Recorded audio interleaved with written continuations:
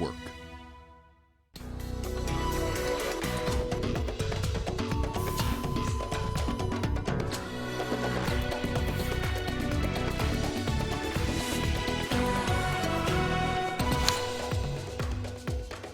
Chinese President Xi Jinping holds talks with North Korea's Kim Jong-un in a historic state visit.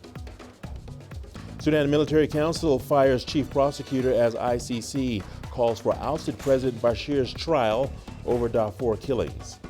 And 4 suspects jailed for life in Hungary over deaths of 71 migrants found frozen to death in a truck. Hello, welcome to Africa Live. As always, great to have you with us. I'm Richard Nta, live in Nairobi. And for those of you joining us from across the continent and around the globe, we thank you for joining us. And tonight I'm alongside my colleague Rama Nyang, who has our business headlines. Rama. Thank you very much, Richard. Here's what's coming up in the course of the hour. Zimbabwe's interim currency has fallen to another new low in the parallel market. And the authorities in Iran are defending shooting down an American drone. They vowed to keep protecting the country's borders. We'll have the details on those stories and lots more coming your way in the course of the hour. For now, though, let's start with the latest in current affairs with Richard. Thank you, Rama. We begin in the DPRK capital, Pyongyang, where the Chinese president is paying a historic state visit. Xi Jinping held talks with the nation's leader, Kim Jong-un, earlier on Thursday. Their discussions centered on their country's friendship, as well as the Korean peninsula. Let's take a look. A visit that comes 70 years after the countries established diplomatic ties. The Chinese president said he wanted to solidify their friendship and push for a political solution to the Korean peninsula issue, a statement which would be well received in Pyongyang. President Xi proposed enhancing strategic communication on major issues. When it came to denuclearization, he said China recognized Pyongyang's concerns around security and development and was willing to help the government address them. He said China would like to work with all parties to find a political solution to the peninsula issue. The Chinese president, understanding the importance of cooperation in all areas, looked at the potential of education, health, and sports in particular. Meanwhile, Kim said President Xi's visit would help to direct their future relations and would showcase the unbreakable bond between the two countries. He added his country had made significant efforts to avoid escalating tension on the peninsula, but was disappointed by the response. However, he said Pyongyang would exercise patience and would continue to work with all parties to find a resolution. Building on the past and looking toward the future, President Xi's visit comes as China and DPRK, the two neighboring countries, celebrate the 70th anniversary of their diplomatic ties. Experts say this visit will write a new chapter in bilateral relations and make new contributions to the regional peace, stability, and prosperity. Cao Huiao, CGTN, Beijing. In South Africa, all eyes are on the country's parliament in Cape Town, where President Cyril Ramaphosa delivers his country's State of the Nation address tonight.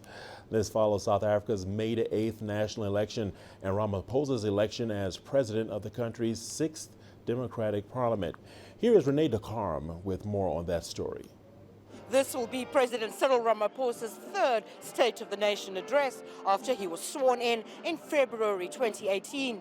He succeeded former President Jacob Zuma, who was recalled by South Africa's ruling party, the ANC, in February last year. During his first State of the Nation address, Ramaphosa said he was determined to usher in a new dawn in South Africa. He promised to fight corruption and sort out the crises inside South African state-owned enterprises, such as the power utility ESCOM and South African Airways. He also vowed to work towards growing the economy, creating jobs and alleviating poverty. But in the first quarter of 2019, the country's GDP dropped by over 3%, and the unemployment rate rose to over 27%. Many say they expect President Ramaphosa to address all these concerns again in his speech to the nation tonight. Some media commentators are saying that South Africans are tired of speeches and words. They say Ramaphosa's State of the Nation address tonight must be a clear statement of intent and that it's time for the president to take action. Renee DeCarme, CGTN, Cape Town, South Africa.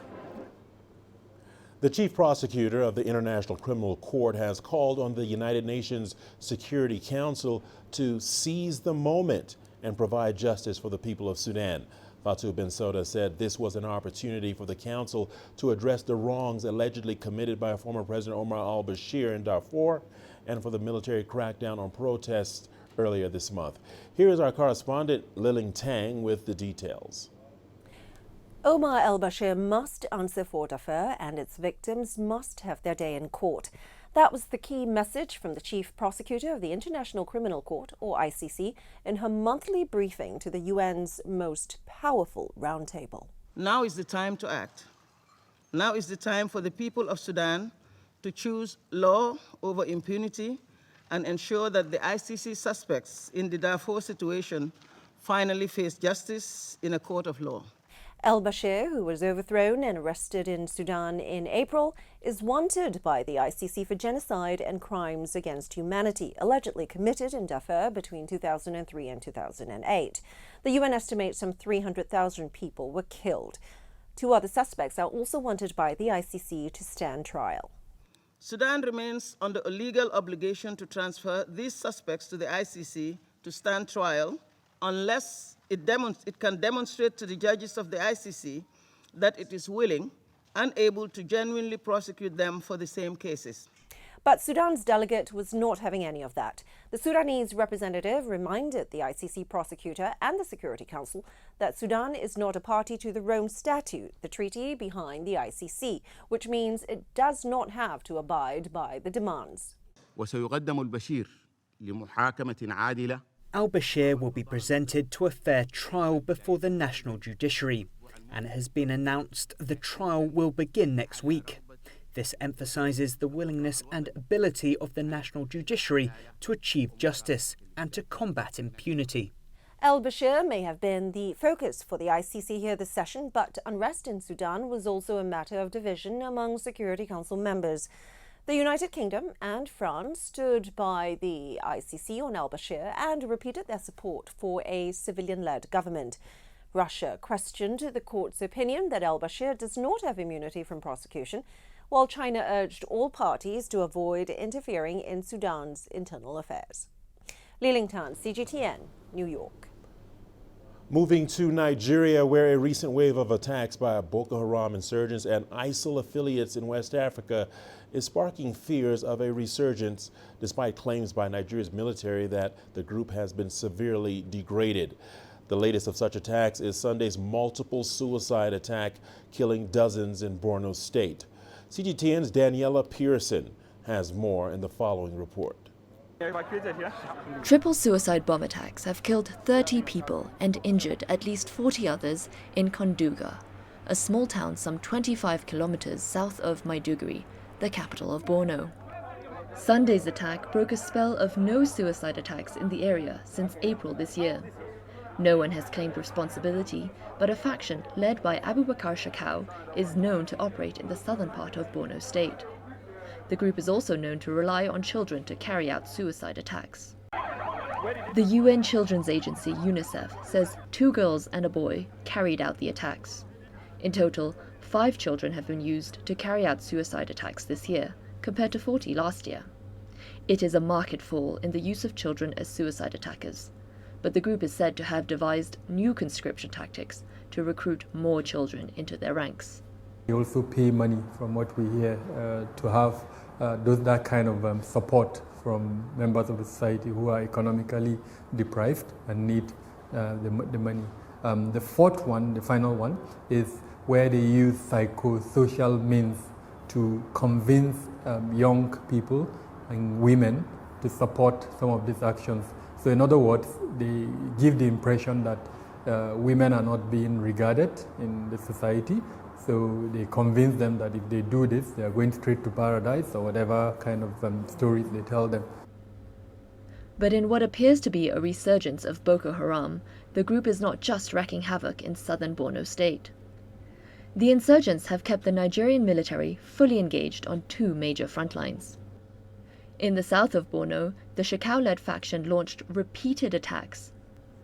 In the northern parts, ISIL affiliates led by Musa al-Barnawi has also been in constant confrontation with the army. Some reports suggest that the insurgents have been overrun by some 20 military bases in those areas in the past months, and they seem to be on a path to regain territories.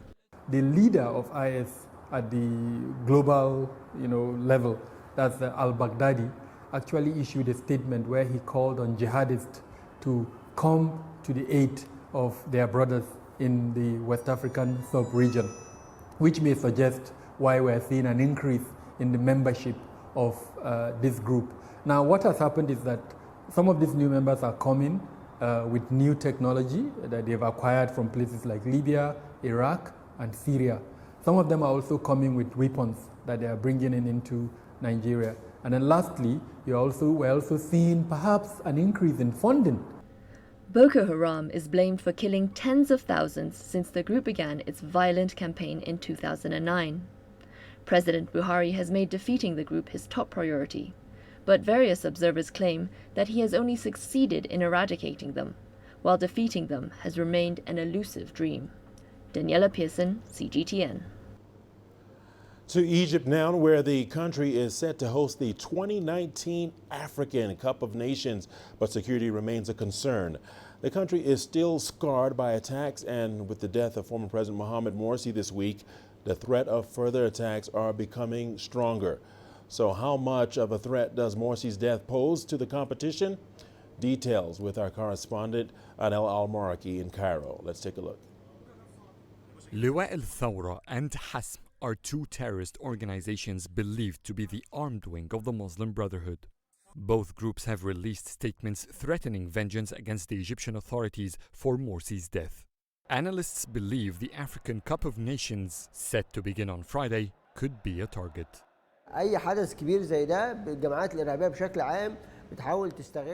Any big event like the AFCON could be an opportunity for terrorist organizations to attack. They'd want to show by any means that security is fragile. A violent reaction from the Muslim Brotherhood is a possibility. It has two armed groups.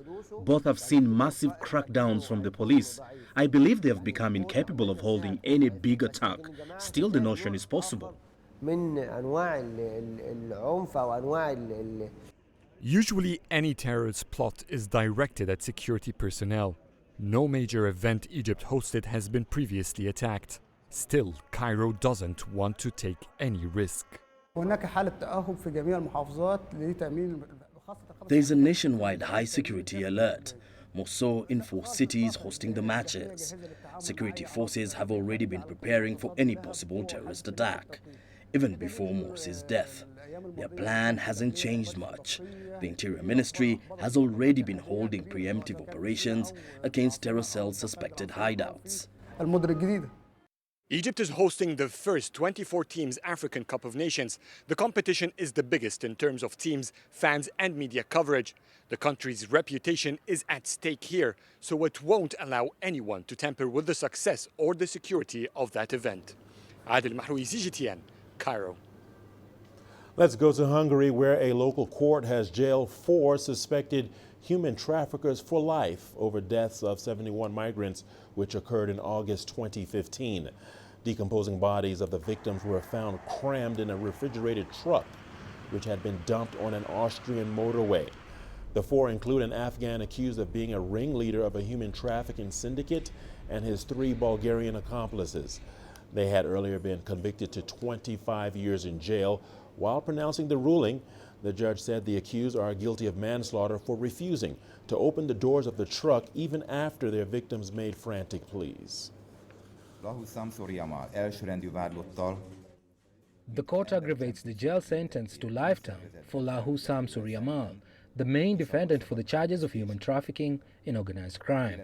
One cannot imagine the horror inside that truck, just as the cruel indifference that the defendants had towards the death of these 71 people. You're watching Africa Live on CGTN. We have a lot more interesting stories coming your way, including World Refugee Day. Ethiopia still the most willing recipient of refugees displaced by conflicts and tragedies. And EU leaders gather in Brussels for summit to fill up to 5 key jobs supervising the bloc's policies. An extraordinary organization in Tanzania is training rats to save lives. Apopo work with African giant pouched rats, teaching them to detect landmines left in post-conflict countries. The trainers in Morogoro are all locals, like Fidelis Gali, who's been working with Apopo for 7 years. We need to make the world a safe and better place to live. Their work has extended to sniffing out positive tuberculosis samples, helping reduce cases of this highly contagious and fatal disease. Fidelis's passionate commitment to the work has seen him promoted to a leadership position in the TB program. I'm doing this job from my deep of my heart. Let the world know about what Apopo is doing. Let the world know about rat.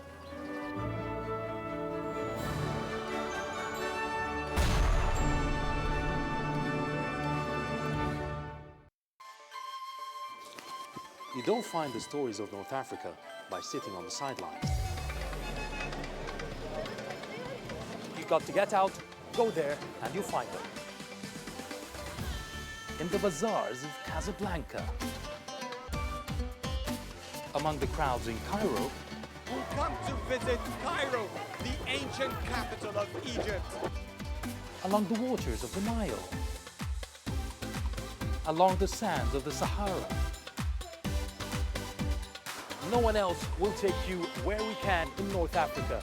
No one else will show you what it's all about.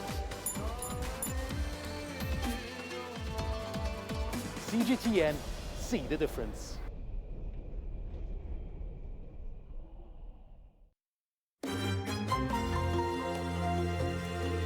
Africa Live. Find your voice.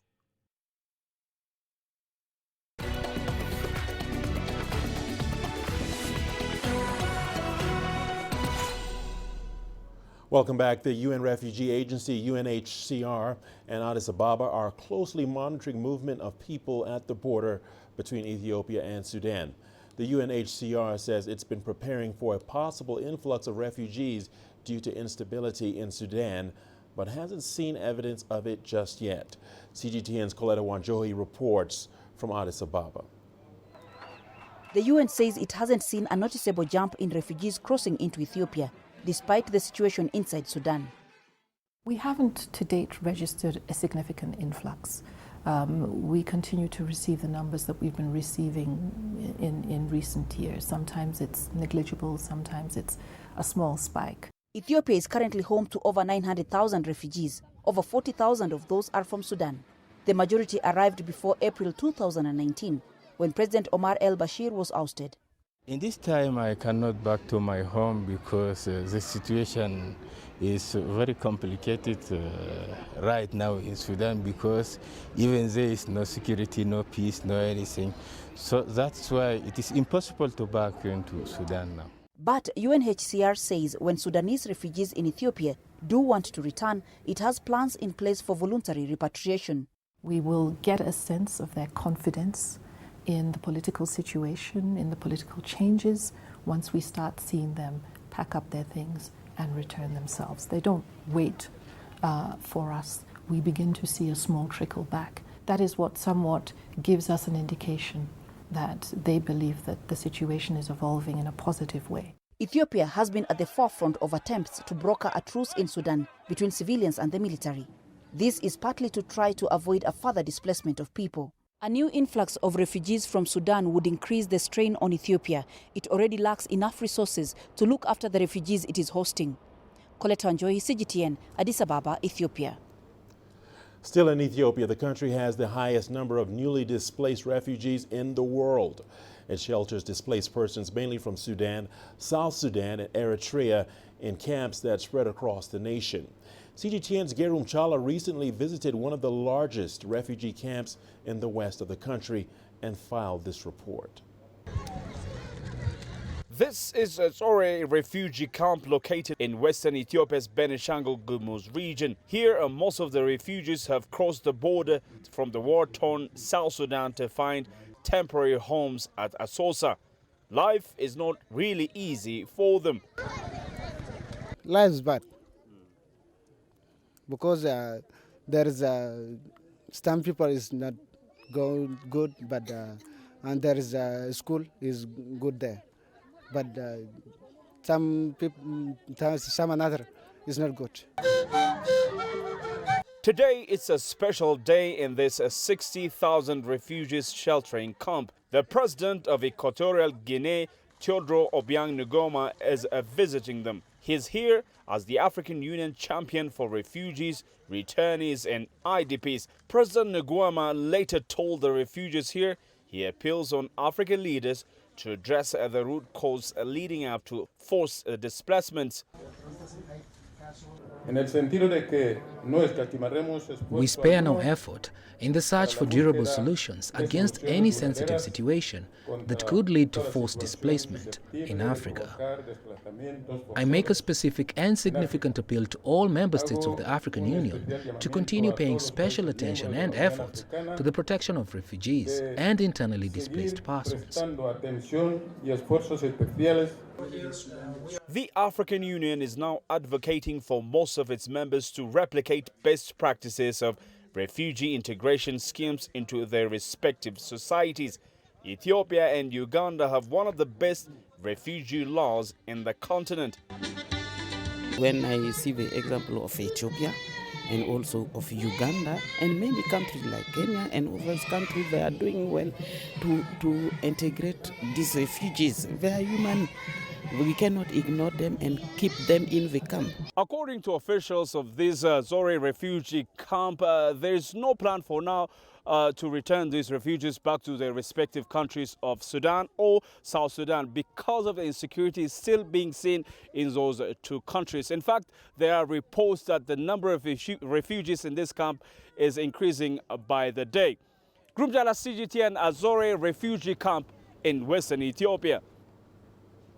In Kenya, Dadaab refugee camp is home to at least 250,000 people. In the largest of the three camps which make up Dadaab, a group of refugees have joined forces with locals to set up a profitable farming venture. Wilkester Nyabwa reports. In a sunny patch in a refugee camp in Kenya's north, a farm is thriving. Onions and tomatoes and watermelon and okra are ripe for harvest. They are favorites in households here and sell fast. The farm is a boon to the farmers. Most are refugees in Dadaab refugee camp, one of the largest in the world. The farm is in Hagadera, the biggest of three camps located in Garissa, a county in Kenya's north. This is a semi-arid area where the earth is parched. But the locals and the refugees have discovered a way to coax life out of the earth. Most people here know Abdi Mohammed Aden as Pili Pili, Swahili for pepper, after the produce he sells. He started farming using skills he learned in his native Somalia. I arrived in 1992 from Somalia and have been farming for over 20 years, relying on rainfall and running surface water. A section of refugees and locals came together and set up a farm in a little corner. They use solar energy to pump water from the borehole and irrigate the land. The Kenya Red Cross Society and the United Nations High Commission are among the organizations which have bolstered the farmers' efforts. We noted that some of the seeds that they were using were not very productive, so we bought for them hybrid seeds. The increased yield has improved the refugees' fortunes. All members play an active role in the farm. Some take the produce to the market, some sell, some cultivate, and some guard the farm. Every evening we come together and split whatever we make. Each group member earns about $430 every 3 months. Dadaab refugee camp is home to over 200,000 refugees, most from Somalia. A section had been here since 1991, when the civil war broke out in Somalia. This year, there were reports that Kenya planned to shut the 3-decade-old camp by August. In the face of this uncertainty, the farm is more than just a livelihood, it is a refuge. We are building the capacity of the people, both refugee and host community, to cope on their own. So the support that is given to them is like development approach. Somebody who has been trained on agriculture, even if he goes back across to Somalia, is someone who has the knowledge of agriculture, and therefore they can be able to do agriculture on their own. In a country away from home, this farm provides a place for these refugees to cultivate their dreams. Wilkis Anyabwa, CGTN, Kenya. In South Africa, all eyes are on the country's parliament in Cape Town, where President Cyril Ramaphosa delivers his country's State of the Nation address tonight. Let's listen in. Stability, safety, and integration of commuter transport and low-income households. While we have made great progress in providing housing, many South Africans, and this we heard very clearly as all of us were campaigning during the May elections. Many South Africans still do not have land to build homes and to earn livelihoods.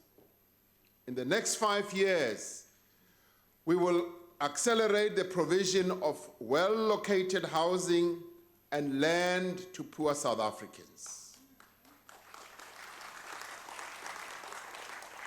To improve the quality of life of South Africans, to reduce poverty in all its ramifications and dimensions, and to strengthen our economy, we will also need to attend to the health of our people. We must attend to the capacity as well as the effectiveness of our hospitals and clinics. An 80-year-old grandmother cannot and should not spend an entire day in a queue in a hospital or a clinic waiting for her medication. An ill patient cannot be turned away because there is a shortage of doctors or nurses or even medication in our clinics and hospitals. A woman in labor should not and cannot have her unborn child's life put in danger because the ambulance has just taken too long to arrive. As part of the work that we must do urgently to improve the quality of the health system, we are finalizing the Presidential Health Summit Compact, which draws on the insights and will mobilize the capabilities of all key stakeholders to address the crisis in our clinics and hospitals. We are far advanced in revising the National Health Insurance Detailed Plan of Implementation, including accelerating quality of care initiatives in public facilities, building human resource capacity, establishment of the NHI fund. Well, that was President Ramaphosa delivering the State of the Nation address. We shall be keeping a close eye on that, and we'll bring you more later. Moving on, EU leaders have gathered in Brussels for a final summit ahead of the summer break. They seek to fill up to 5 key jobs supervising the bloc's policies that will be vacated in the coming months. The roles up for grabs include the post of Council President, President of the European Commission, and President of the European Parliament. Leaders of EU institutions are supposed to impartially represent the interests of all member nations on the global stage and at home. Well, international delegations are arriving in Changsha for the upcoming China-Africa Economic and Trade Expo scheduled for June the 27th to the 29th. Changsha International Airport has been gearing up for the final run-up to the international event by clearing a special passage for swift border inspection for the international delegation. The international security check area has been expanded from 12 meters to 34 meters, and the number of checking aisles has increased from 4 to 8. All these measures are expected to cut the waiting time for the arriving attendees. In addition, The airport has renovated the lounges and conducted several training sessions to improve staff's English and international etiquette for better service. As busy traffic during the expo is anticipated, we have made special arrangements to speed up the arrival and departure for the guests.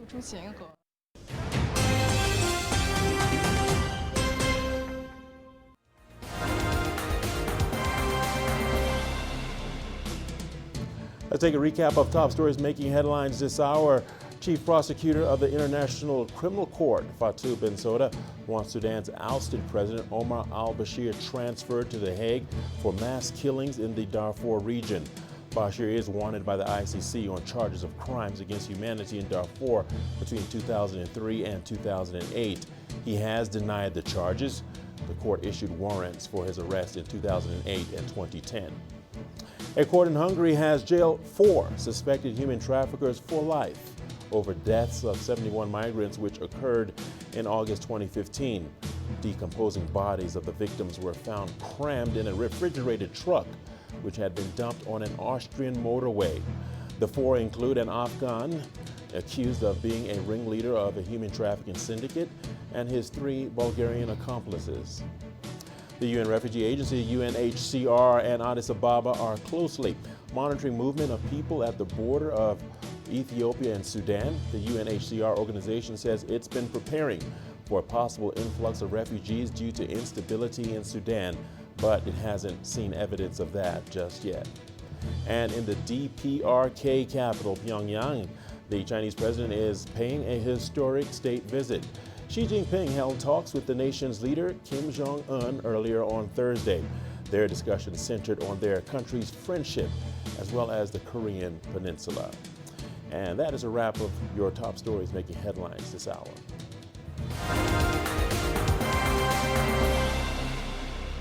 All right, you are watching Africa Live on CGTN. A lot more news continues, but for now, it's over to Rama with the business headlines. Rama? Thank you very much, Richard. Here's what's coming up in business. Zimbabwe's interim currency falls to a new low on the parallel market. And the authorities in Tehran are defending the shooting down of an American drone, and they vow to protect the country's borders. Africa is the nexus of enterprise, and global business will tell you why it matters. From the mega investment projects to multi-billion-dollar mergers and acquisitions. Africa today collects, just in terms of revenues from taxes alone, $545 billion a year. If you take 10% of that and you devote it to the energy sector, problem solved. All this on Global Business, weekdays at this time on CGTN. Business in Africa is at the crossroads, where opportunity meets innovation, where profitable new markets collide with global trends. From the sound of an African bell on a stock market's floor, to the shout of the trader in a bustling free market. It's colorful, vibrant, and exotic. CGTN stands at the gateway to Europe, Africa, and the Middle East. From Morocco to South Africa, we talk to the deal makers and actors who fuel its engines of growth. Only on CGTN.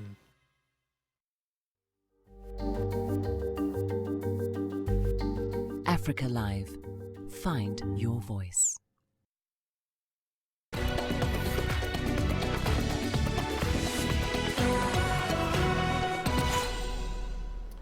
Welcome back. 5 African commercial banks have partnered in a $375 million financing deal to essentially build a new diamond mining vessel for a subsidiary of Anglo-American's diamond unit, De Beers. The banks are Nedbank Namibia, RMB Namibia, Standard Bank, ABSA and Bank Windhoek. They all agreed to provide 80% of the funding needed to build this vessel, which will be the world's largest of its type.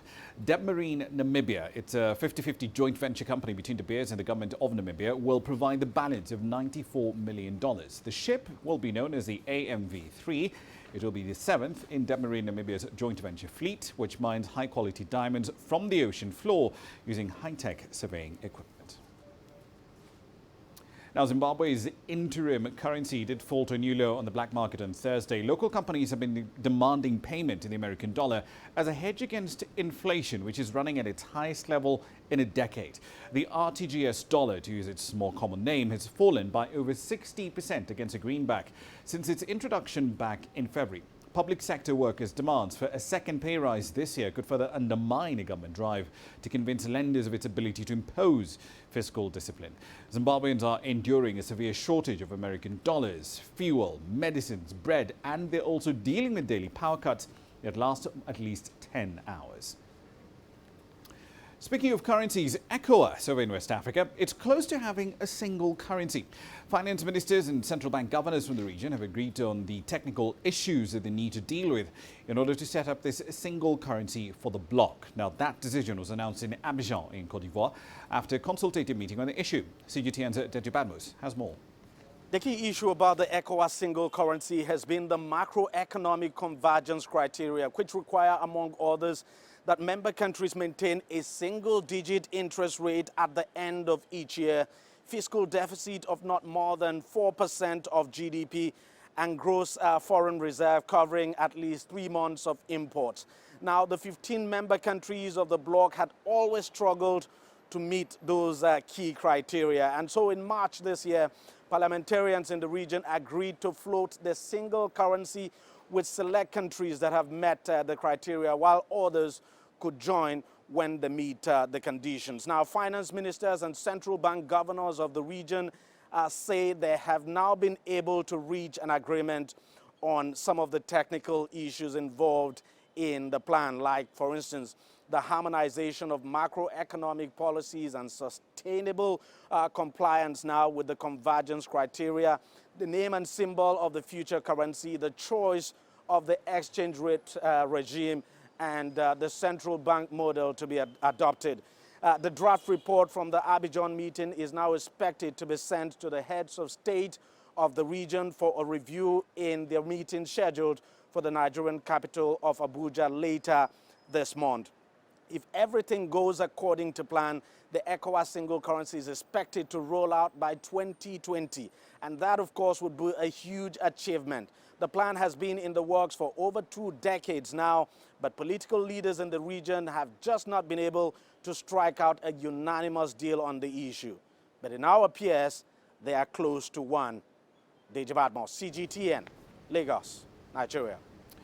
Now, the 5th annual meeting of the ID for Africa movement is kicked off in Johannesburg. This year's meeting is being hosted by South Africa's Department of Home Affairs, with a focus on identity ecosystems and how they can be better enhanced for service delivery.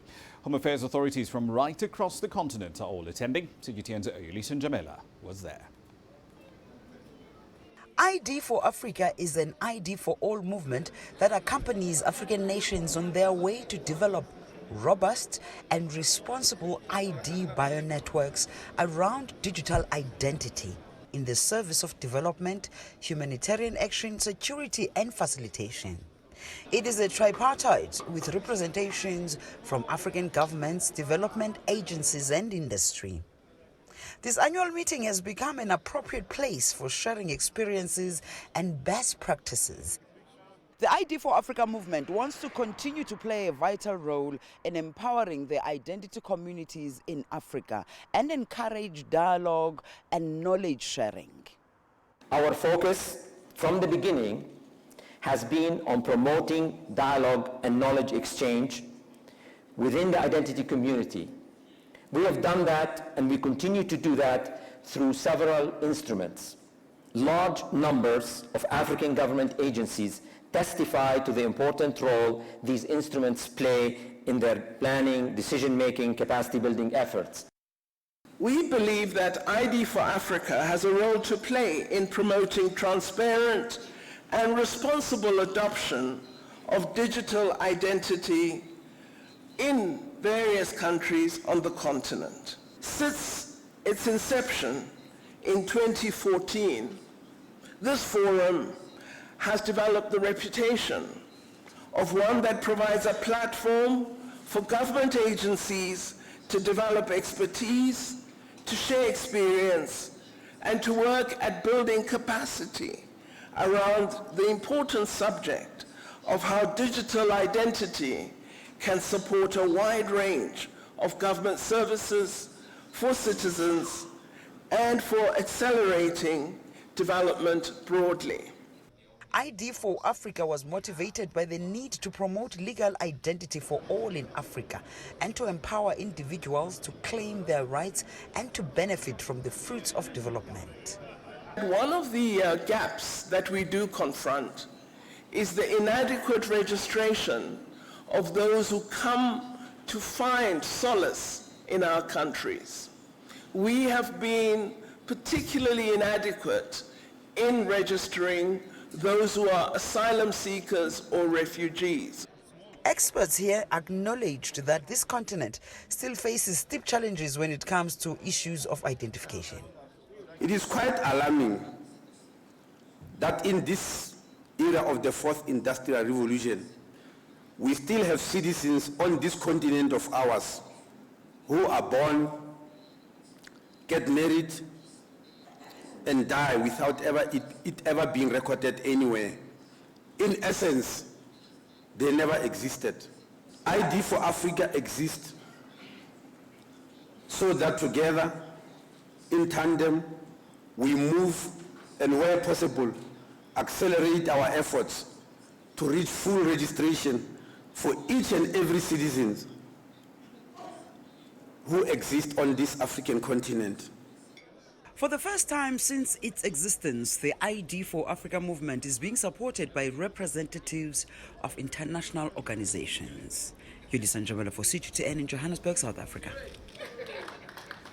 On to Sudan now. Its internet blackout, it's still in full force, and that's pushing citizens in Khartoum to find new ways of moving information around. This comes in the wake of a rather chaotic protest movement that led to a brutal crackdown from the transitional military rulers of the country. People are now resorting to internet cafes in order to meet their communication needs. Here's CGTN's Alexandria Majala with the details. Sudan's youth are spending a lot of time glued to their mobile phone screens seeking ways to bypass an internet blackout imposed by army rulers. In this cafe, an hour of internet costs approximately $1. Generally across Sudan, the internet is now accessible only through land telephone lines or fiber optic cables, and even that connection is erratic. Internet was a habit. We were born with the internet. To be cut off is really weird. It's like we have gone backwards. Internet on mobile phones and fixed line connections was widely cut across Sudan since the violent dispersal of a protest camp outside army headquarters earlier this month. That chaos left dozens of people dead and hundreds wounded. Initial protest was sparked by a tripling of bread prices in December and led to the downfall of longtime President Omar al-Bashir on April 11th. But the protesters did not stop there, quickly demanding that the military council that seized power hand over to civilian rule. Even routine activities like checking social media or booking a taxi through an online app have now become nearly impossible. Nowadays, if we are issuing a ticket, some clients are there who cannot come to us. So for that we used to send our messenger who take the hard copy of the ticket and give them. So yeah, the workload has been increased. The impact of the blackout was felt last Tuesday night when only a few came out onto the streets, even as protest leaders called for new nighttime demonstrations. Human Rights Watch have slammed the blackout as a gross violation. Alexandria Majala for CGTN. One last story for you. Iran has shot down a US drone with a surface-to-air missile earlier on Thursday, and this, of course, has raised fears that a major military confrontation could erupt between these two countries in the Gulf. While the elite Revolutionary Guard said that the American aircraft was brought down after flying into Iranian airspace, American officials say the drone was actually in international airspace at that time. Thursday's incident marks the first direct Iranian-claimed attack on American assets after the US imposed sanctions on Tehran earlier this year and increased the amount of military forces it has in the Gulf. The US military has denied any of its unmanned aerial vehicles entered or violated Iranian airspace. The downing of the American drone was a clear and precise message to America, and the message is this: those who defend the borders of the Islamic nation of Iran will react in a total and decisive way to any intrusions by foreign elements on our land. Our borders are our red line. An enemy that violates our borders will not return and will be destroyed. The only way our enemies can stay safe is for them to respect the territorial integrity, national interest, and national security of the great nation of Iran. Now, predictably, oil markets are quite rattled. WTI crude has jumped by the most this year. It's up by 5.4%. But I'll leave you there for the time being. Here's what's coming up at the top of the hour, though. We'll be bringing you some more detailed analysis of President Cyril Ramaphosa's State of the Union address. It's his third time making this address. But what is new? What's different this time round, especially to revive Africa's most industrialized economy? We'll have some answers for you, live from Cape Town at 1800 GMT. See you then. For now, though, back to Richard. Thank you so much, Rama. The news continues here on Africa Live. We have so much more wonderful and amazing stories coming your way. Here's one inspiring story. Frequent landslides drive 14-year-old to become an activist against climate change in Uganda.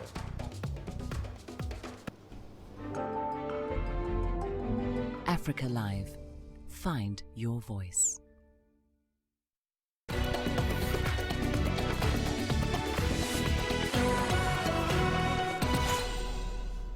Welcome back. We now head to Uganda, where a 14-year-old girl is leading efforts against climate change. Young Lila Numa-Gawera says she was inspired by the recent landslides which hit Bududa district in eastern Uganda, in which 3 people lost their lives. Daniel Arab Moore has more on this young activist. When landslides hit Bududa district in eastern Uganda recently, 14-year-old Leah Namugera watched it all on television. The utter devastation and loss of lives and property sent a chill down her young spine. She then vowed to lead efforts against climate change, and she is leading from the front. Uganda government declare climate emergency. Uganda government declare climate emergency. Uganda government. With the help of her father, Namugera has been organizing her fellow pupils in marching in the streets every Friday, calling on the state and stakeholders to save planet Earth. Right now, we are striking. We want climate awareness for the people. And we also want government attention. The reason why we protest is that we are young people and we are fighting for our future. And we protest every Friday to fight for our future and the Mother Nature. Leah was inspired by yet another young environmental activist from Sweden, Greta Thunberg. It feels great to protest because as we see here, people are dumping polythene bags, and our main issue of protesting is to tell the authority to stop producing the polythene bags that are affecting people's lives. And what is our take on Greta? I think Greta is a very good girl because she inspired me. What she tried to impact in her country is what I'm also impacting in my country, and I know one day we shall meet and we enjoy the achievements we have made in our countries. Uganda, just like most regional countries, recently banned single-use plastic in efforts to reverse effects of climate change. Daniel Arab Moy, CGTN. And we've got your sports news coming up after the break. Don't touch that dial, don't go away. Here's what's ahead. All the latest news from Egypt on the eve of the 2019 Africa Cup of Nations.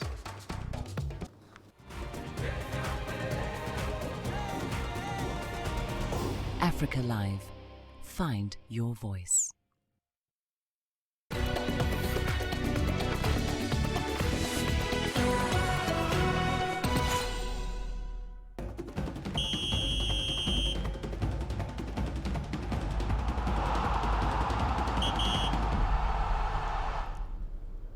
Welcome back. Let's talk a bit of football with the launch of a new ticketing system ahead of the 2019 African Cup of Nations. Fans have come out to express their feelings, with some raising concerns, while others finding the ticketing process cumbersome and costly. As part of the new online ticketing system, fans are required to submit copies of their national identification cards for background checks. Though some fans have said they will forego the entire ordeal, Tournament officials noted that the first 2 matches of the tournament have already sold out. The tournament director, Mohammed Fadi, said the new system, which requires a fan ID to get tickets, was instated to combat tickets being sold on the black market and to ensure security at matches. To avoid the black market, to build a new system for the Egyptian, to push the fans to return back to stadium. So there is a lot of security measures. We have the fans has to return back to the stadium and to attend the games. So we are planning for this. So this is, I mean it, this is a security measures. So we have to do the fan ID for the future. The ticket application will prevent tickets being built on the black market. I registered yesterday. I'd paid the ticketing fees today. And as you can see, I got my ticket for the first match between Kenya and Algeria. I will not go to matches because it's really expensive, and I like watching them here at the cafe. The cafe has its own atmosphere. Also, whenever I check the website, at certain times it says I need to update the data, and I get bored. Second and third class tickets are also sold out, so only first class tickets remain, and they are very expensive. And staying with the Africa Cup of Nations, the Democratic Republic of Congo and Uganda are preparing for their Group A match on Saturday. The Congolese side jetted into Cairo on Monday night from Spain, where they have been holding their pre-tournament training camp, having concluded their preparations with a 1-1 draw against Kenya. With host nation Egypt favorites to top the group, it seems on paper that the Democratic Republic of Congo and Uganda will be fighting it out to see who finishes in second place, making this a pivotal fixture. DRC has had good recent results in the tournament with semifinals and quarterfinals appearances in the last 2 editions. Merci beaucoup, c'est mon plaisir aussi d'être là en tout cas. The group is very difficult, like all the other groups. We are 24 countries, 24 strong nations. There is not a nation that is smaller. I have a lot of respect for everyone because we do not know who will win. But it is true that the favorite team in the competition remains to be Egypt because they were second place last time, and at the same time they are the organizers. In addition, they have an exceptional asset, which is Mohamed Salah. He has brought a lot of pride to Africa. We are no longer at the start line. The race has begun. We are preparing to be among those who will advance further if possible. Everyone is planning the same. We are not stronger than the others. We are no less either. The battle will be tough, and we also hope to pull our pin from the game. Meanwhile, the Africa Cup of Nations defending champions Cameroon have unveiled a new outfit to be used in Egypt as they set out to defend their title. The Indomitable Lions say the new outfit represents new hopes and aspirations of the nation, firmly behind the Central African nation's ambitious campaign to retain the title they won 2 years ago in Gabon. Cameroon, who play on Tuesday against Guinea-Bissau, have suffered a major injury setback after Vincent Aboubakar was ruled out of the tournament with a nagging injury, but head coach Clarence Seedorf says his 23-man squad will have to do without the FC Porto player who scored their title-winning goal 2 years ago. From a medical point of view, he would have been ready only in the 3rd week. Doesn't make sense, obviously, to have one player less for such a long time. We were very sad, but even him understood it, and he wished us well.